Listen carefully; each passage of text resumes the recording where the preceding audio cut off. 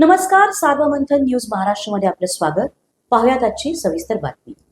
राहुरी शहरातील बुवासिद्ध बाबा देवस्थान येथे काही हिंदू तरुण भक्तांनी आरती दरम्यान नाथांच्या पादुका बसवल्यामुळे प्रशासन व नाथ भक्तांमध्ये चांगलाच वाद निर्माण झाला होता. अखेर पोलीस प्रशासनाने जिल्हाधिकारी यांनी जमावबंदीचे आदेश लागू केले असतानाही त्यांच्या आदेशाचे सर्रास उल्लंघन केल्याची घटना दिनांक 11 जानेवारी रोजी घडली आहे.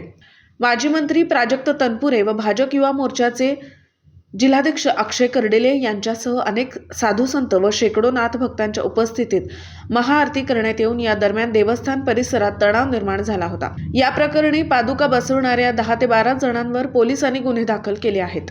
बुवासिद्ध बाबा देवस्थान परिसरात जमावबंदीचे आदेश लागू असताना मंडलाधिकारी विजय बेरड यांची विशेष कार्यकारी दंडाधिकारी म्हणून नियुक्ती करण्यात आलेली होती. असे असतानाही सकाळच्या वेळी मोठ्या संख्येने भाविक जमा झाले. आरती दरम्यान काही तरुणांनी पादुका आणून देवस्थानच्या जागेत त्या बसवल्या. प्रशासनाने विरोध दर्शविताच प्रशासन व नाथ भक्तांमध्ये शाब्दिक चकमक होऊन झटापट झाली.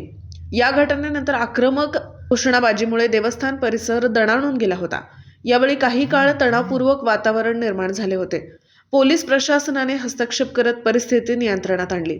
त्यानंतर पुष्पहारांनी सजवलेल्या रथातून बुवासिद्ध बाबांच्या प्रतिमेची शहरातून मिरवणूक काढण्यात आली. दिवसभर देवस्थान परिसरात मोठ्या प्रमाणावर पोलीस बंदोबस्त तैनात करण्यात आला होता. नाथ भक्तांकडून जाणीवपूर्वक तणाव निर्माण करून कायदा व सुव्यवस्थेचा प्रश्न उपस्थित करण्यात आल्याचा ठपका ठेवण्यात आला आहे.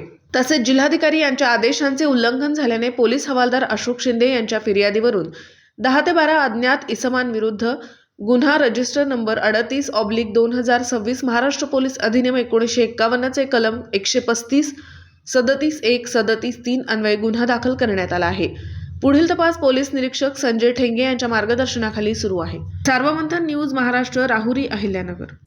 सार्वमंथन न्यूज महाराष्ट्राला लाईक करा, शेअर करा, सबस्क्राईब करा.